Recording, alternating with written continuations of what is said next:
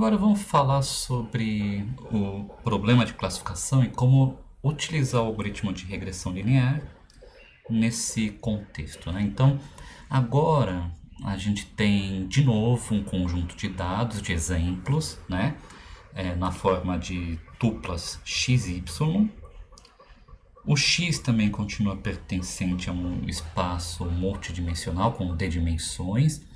Só que agora o vetor o, o valor de y, né, que faz dupla com cada um dos x, ele se torna pertencente agora a um conjunto finito de classes, né?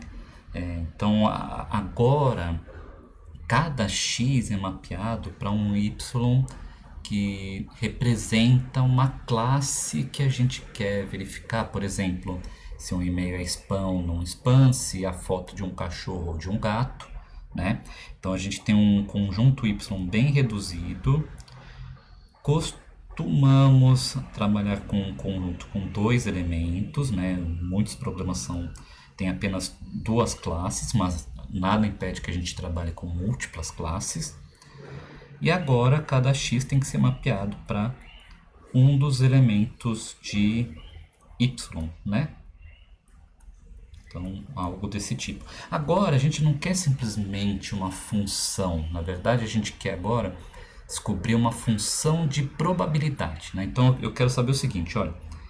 Dado os valores de x, que contém os atributos, né, que eu estou mensurando, qual que é a probabilidade do meu y ser igual a um certo yzinho? Então seria assim, dada essa informação que eu extraí do meu e-mail, qual a probabilidade dele ser spam?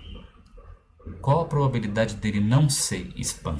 Então é isso que eu quero estimar agora. Então, alguns exemplos de classificação, se o e-mail é spam ou não, qual é a espécie de uma planta que a gente pode tentar descobrir através de fotos ou de impressões digitais, que tipo de doença o paciente tem, de acordo com a descrição dos sintomas e de exames, e dentre outros, né?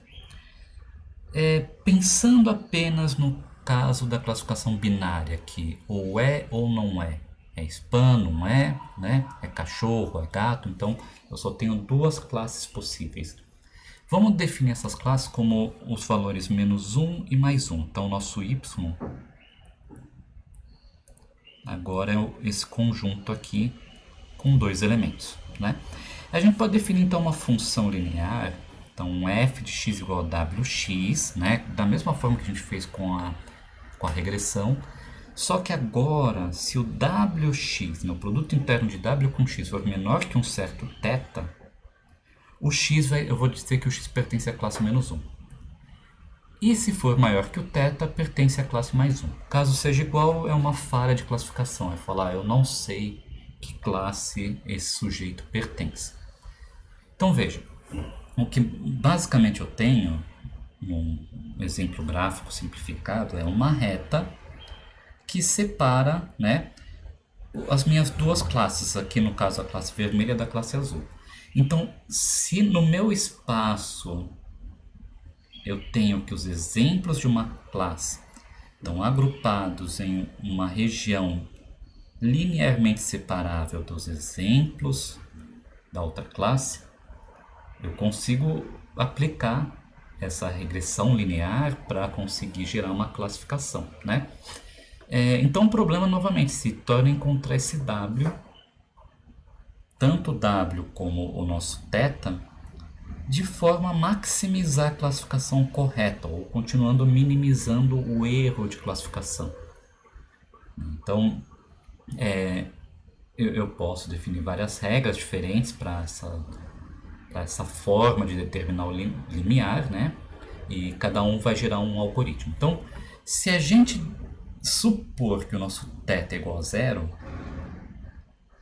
isso facilita um pouco as coisas porque eu me limito a encontrar apenas o meu w, né? Então agora se torna isso daqui. Ele pode ser maior do que zero ou menor do que zero.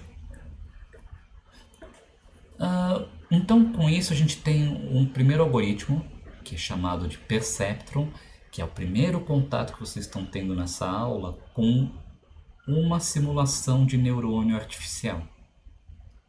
Então, talvez o primeiro classificador baseado no neurônio biológico foi esse perceptron, que ele funciona da seguinte forma. Então, eu tenho um eta, que é a taxa de aprendizado, entre 0 e 1, e eu tenho que a minha classe binária ou é -1 ou é +1.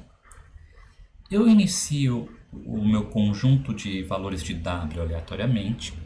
A gente costuma chamar isso de pesos, né? Então, eu tenho meus pesos aleatórios, pego um exemplo do conjunto de exemplos que eu tenho, tá? Eu procuro um dos exemplos que, com esse W, ele é classificado de forma errada. Tá? Então, eu tenho lá meu conjunto de exemplos, né? Então, eu tenho aqui um x1, y1, x2, y2, etc. Eu vou verificar, com esse W atual, isso aqui é classificado corretamente? Se for, pulo. Aí eu venho para cá. Opa, peraí, esse aqui está errado. Então, esse que está errado, eu vou fazer um ajuste no meu peso, de tal forma a transformá-lo em algo correto. Então, eu faço um ΔW, que vai ser igual a taxa de aprendizado vezes x vezes y, e aí eu atualizo o meu W. O que está acontecendo aqui? Olha só, eu sei que meu y ou é +1 ou é -1. Vamos assumir que o nosso eta, a nossa taxa de aprendizado é 1, para facilitar. Então, o que eu estou fazendo é o seguinte. Se esse par xy está sendo classificado incorretamente e o meu y correto seria +1, então significa que o meu w vezes x está resultando em algo menor do que 0, sendo que o meu y teria que ser +1. Se eu fizer w mais o meu x vezes y, o x sendo +1, é igual a um w mais x, né? Ou seja, ele está aumentando o nosso valor, o nosso valor final de forma quadrática em função de x, né? Então veja só, porque na próxima iteração o nosso w vai valer w mais x, dado o eta igual a 1, óbvio, né? Senão seria uma taxa menor, né? E aí, como consequência, eu tenho isso daqui, ó, w mais x vezes x. Esse vai ser o nosso próximo forma de classificar, que vai ser wx mais x ao quadrado. Né? Então, eu forço com que esse valor aqui, né, que aqui era menor que 0, ele se aproxime de 0 nessa taxa aqui, até que ele ultrapasse, né? Até que ele ultrapasse o valor de 0. Então, a ideia é essa. E caso eu tenha o caso oposto, em que o y é menor do que 1, desculpa, o y é igual a -1 e o wx é maior que 0, ele vai decrementar, né, o meu valor em x ao quadrado. Então, a ideia é essa, né? A gente conseguir... você vai tentando aproximar cada classificação errada para algo acima de 0 ou abaixo de 0, nesse fator de x ao quadrado. Então, basicamente o que a gente tem aqui, né, uma representação pictórica, né? Então, imagina que eu tenho aqui essa classe de bolinhas e essa classe de quadradinhos, né? E eu tenho atualmente, então, o nosso wx, né? Então, aqui, ó, seria uma reta que fala o nosso wx igual a 0 é esse aqui, essa reta. Tudo que está para cá é bolinha, tudo que está para cá é quadradinho.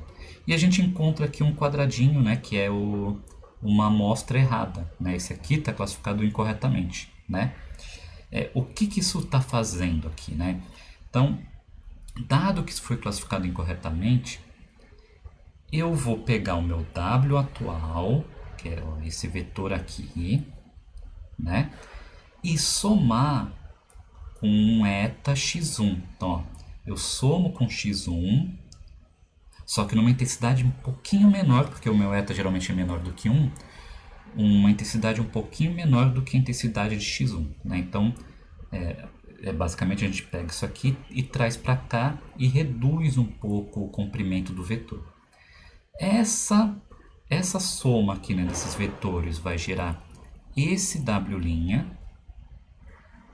e como consequência o nosso W' vezes x igual a zero vai rotacionar um pouco, né?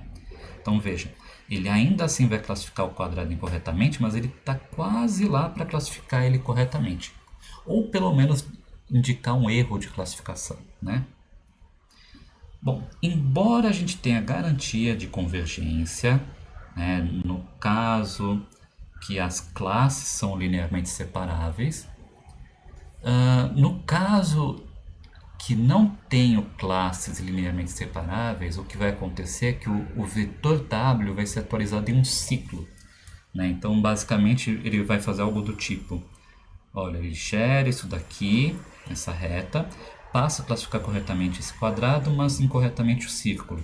O círculo força a reta para vir para cá de novo, e aí, de novo, o quadrado passa a ser classificado erroneamente. Então, ele vai ficar nesse vai e vem eternamente. É um ciclo que é difícil perceber computacionalmente, né?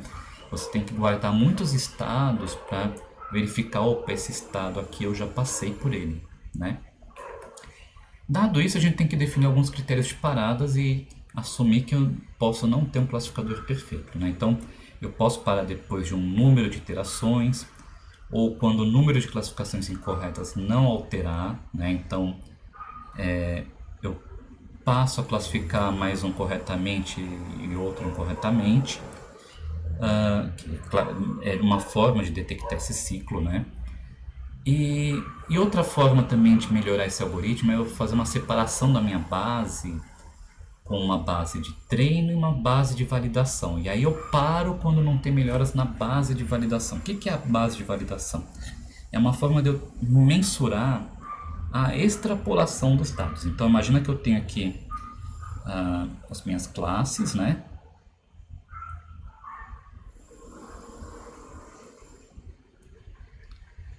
E imagina que para o meu algoritmo, para o aprendizado do meu algoritmo, eu tenho somente essas amostras aqui. Então veja que nesse caso é muito fácil eu aprender uma reta aqui, uma reta aqui, uma reta aqui. Qualquer uma dessas retas funciona para classificar essas amostras, né? Só que quando eu pego amostras que eu não apresentei anteriormente para o meu classificador, ele pode não ter um erro de classificação muito bom, ou seja, ele não extrapola para casos não apresentados.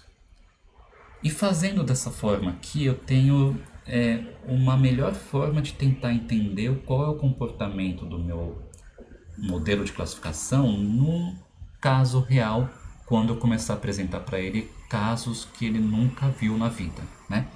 E aí eu posso balizar meu critério de parada através disso daqui. Como que ele é bom para extrapolar os dados de entrada.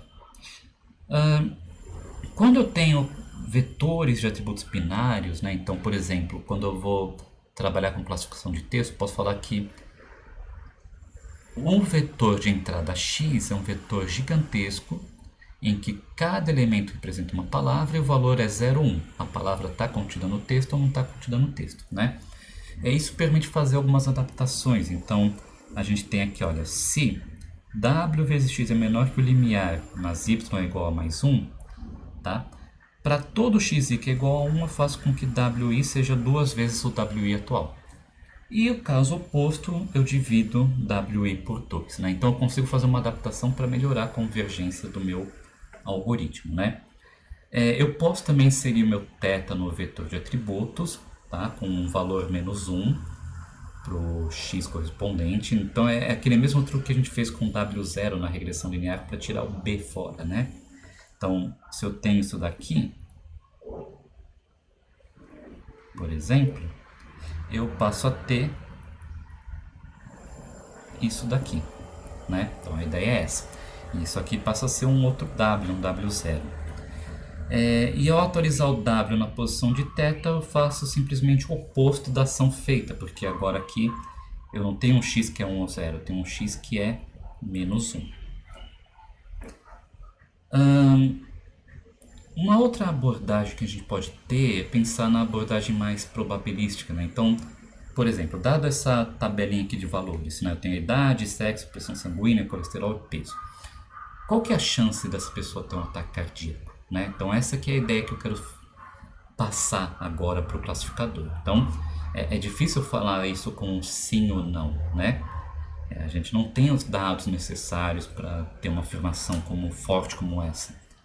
Então a nossa função não necessariamente vai ser determinística. Eu tenho uma probabilidade de que um evento ocorra, porque eu não quero mais simplesmente ser taxativo. Olha, essa pessoa vai ter um ataque cardíaco ou não vai ter um ataque cardíaco. Eu quero falar, as chances dela ter um ataque cardíaco é tanto.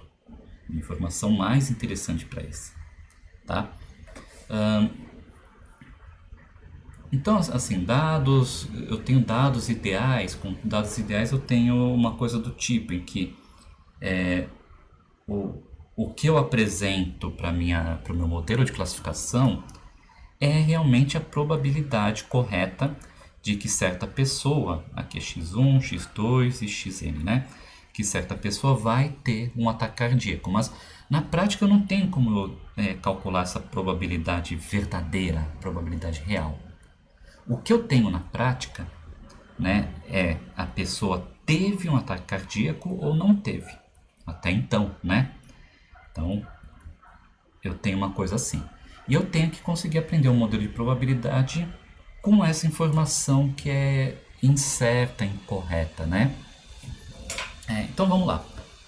Então, dado que eu tenho um conjunto de atributos, tenho exemplos de entrada e saída, né, de atributos e variáveis alvo, né? Eu posso computar um valor de risco ponderado. Então, novamente, eu tenho aqui o nosso vetor W de pesos e aqui eu tenho o produto interno entre o W e o X, né? O que a gente fez na regressão linear. Só que agora, na saída S, eu aplico uma função chamada função logística, tá? Que é uma função que converte esse valor para uma probabilidade. Então agora eu tenho que meu y estimado é um θ de S, que é definido como 1 sobre 1 mais E menos S, que tem uma forma assim. Uma forma de S, né? Que ele fala o seguinte, olha, até certo limiar, ele tem um valor muito próximo de zero. A partir de outro limiar, ele tem um valor muito próximo de 1. Entre esses dois, ele tem uma transição suave, né? Não tão suave, né? Meio brusca, na verdade, né? Que ele faz, que não chega a ser linear, mas tenta se aproximar a algo linear, né? Que é a transição entre a probabilidade 0 e a probabilidade 1. Tá? Então, tem esse formato aqui, ó, por exemplo. A derivada dessa função, ela é simplesmente a própria saída dela multiplicado por 1 menos a saída dela, né? Então, ela é uma derivada bastante conveniente para a gente aplicar os nossos algoritmos de gradiente descendente que a gente viu na aula anterior, né? E verifique uma coisa, agora a nossa classe binária, ela não é mais menos 1 mais 1. A nossa classe binária é 0 e 1, porque a saída da função logística ou é 0, ou muito próximo de 0, ou muito próximo de 1. Tá? Eu não posso ajustar ela para menos 1 mais 1. E com isso a gente tem agora a regressão logística, né, que tenta então aproximar essa função. Tá? E apesar do nome remeter à regressão, ela é um modelo de classificação. Tá? Então vamos fazer uma pergunta rápida, vocês pausem o vídeo e tentem responder. Então considere que eu tenho essa hipótese logística, né, que é para aproximar a probabilidade de, dado um certo x, eles pertencem à classe positiva. Tá? A gente pode fazer a classificação binária usando a função sinal, né, de um h de x, subtraído de meio, né? Então, dado um h de x, ou seja, aqui eu quero fazer o seguinte, eu quero determinar uma função h de x tal que h de x, a resposta de h de x menos meio e o sinal dele me represente essa classificação binária, ou seja, ele vai gerar um menos 1 ou mais 1, né? Então, qual seria uma fórmula alternativa para a classificação binária usando essa função sinal? Então, eu tenho várias opções aqui. Eu tenho o produto interno de Wx menos meio, ou o produto interno de Wx mais meio, que aí vai dar mais meio menos meio vai dar zero, ou o produto interno de W com x mais 2, que vai dar mais meio no final, né? Ou nenhuma das anteriores. Então pensem um pouquinho e eu vou dar a resposta em seguida. Então eu tenho a resposta que é a segunda alternativa, né? Porque quando eu tenho que o produto interno de W com x é igual a zero, né, seria equivalente ao meu hx igual a meio, né? Então quando hx igual a meio, ou seja, quando w tx for zero, eu tenho que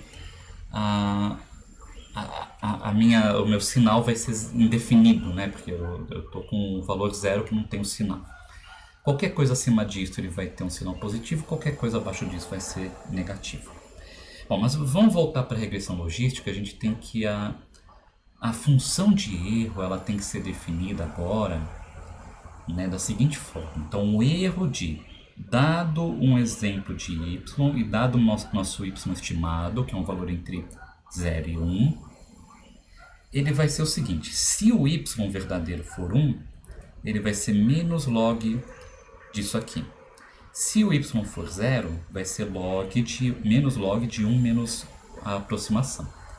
Qual que é a ideia disso? Digamos que eu acertei que o meu y chapéu, né, o meu y aproximado, ele casou exatamente com o meu y verdadeiro. O que acontece? Se o y for 1, então isso aqui vai ser 1, porque eu acertei. Log de 1 é 0, o erro vai ser 0. Se isso aqui é 0, isso também vai ser 0 porque eu estou falando que eu acertei. Log de 1 menos 0 vai ser log de 1, que é 0, o meu erro é 0. Agora, se eu errei, o que vai acontecer? Quando o y for 1, o y vai se aproximar de 0, né? Então vamos lembrar aqui que o meu y chapéu nunca vai chegar nem a 1 nem a 0, vai se aproximar, né?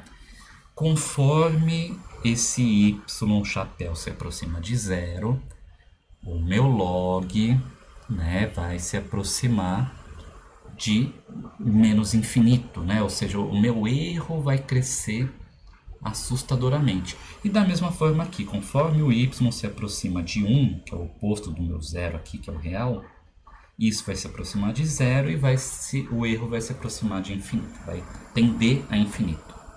Tá?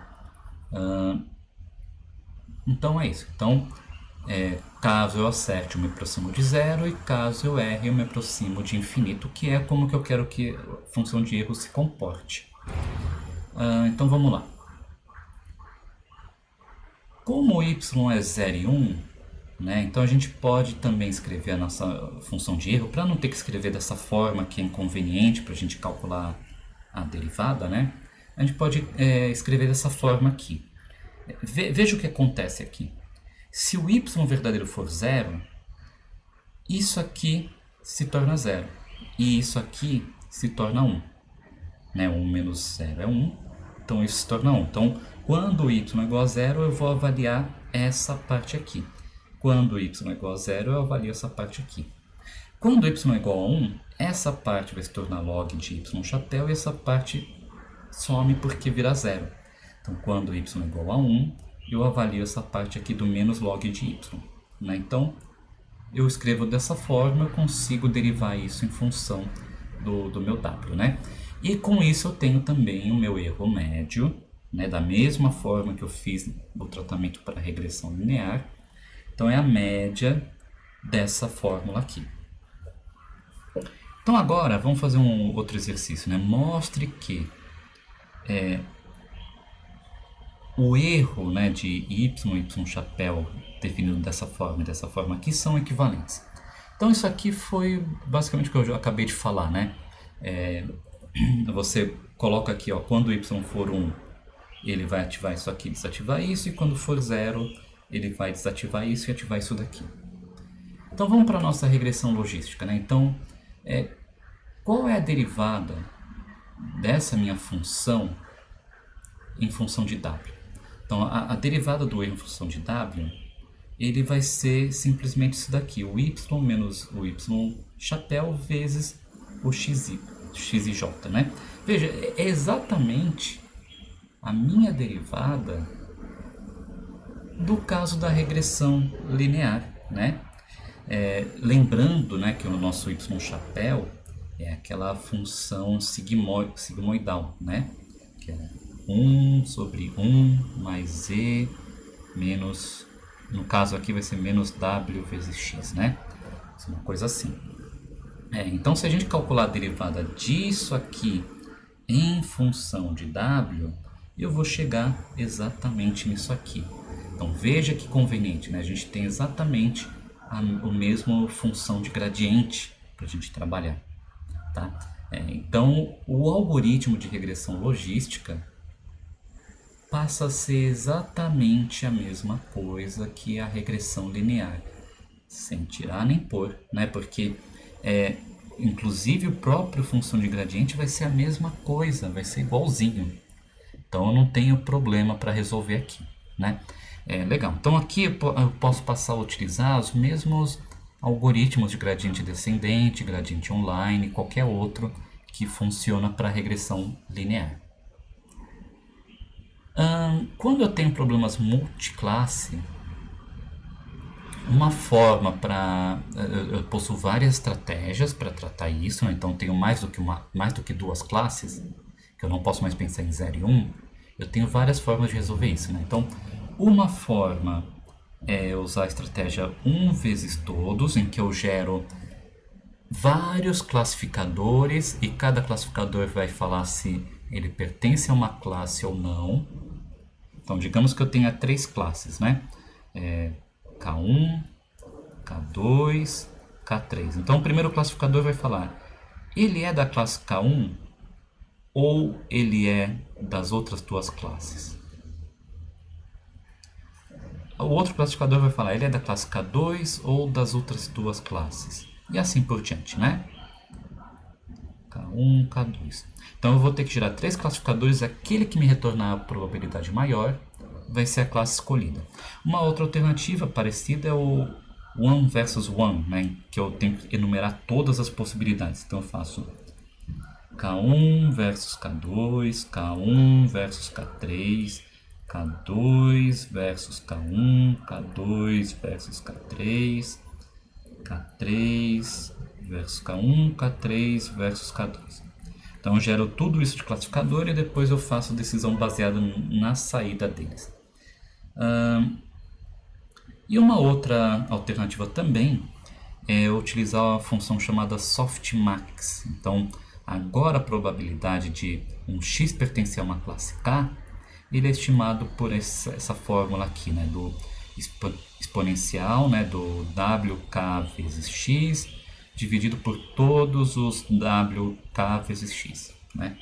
Então aí eu consigo gerar um classificador um pouquinho mais interessante para quando eu tenho múltiplas classes.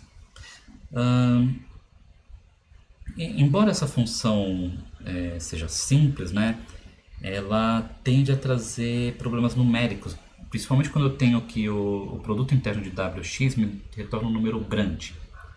Nesse caso, o exponencial de um número grande vai se tornar um número muito maior, né? Então, para evitar esse tipo de problema, a gente geralmente usa o truque log sum exp, que ele faz o seguinte, olha, ele calcula o logaritmo natural dessa somatória aqui, né? E faz com que o m seja o maior valor de wk vezes x, porque no fundo a probabilidade que eu estou interessado aqui não é no valor da probabilidade, mas naquele k que possui o maior valor de probabilidade. Então, eu fazendo essa conversão aqui, eu não vou ter o valor exato da probabilidade, mas eu vou ter o que me interessa, que é qual classe tem maior probabilidade. E isso já basta, tá? Então aqui tem a derivação, né, dessa fórmula, mas eu vou pular isso aqui para partir para a parte que interessa, que é os neurônios artificiais.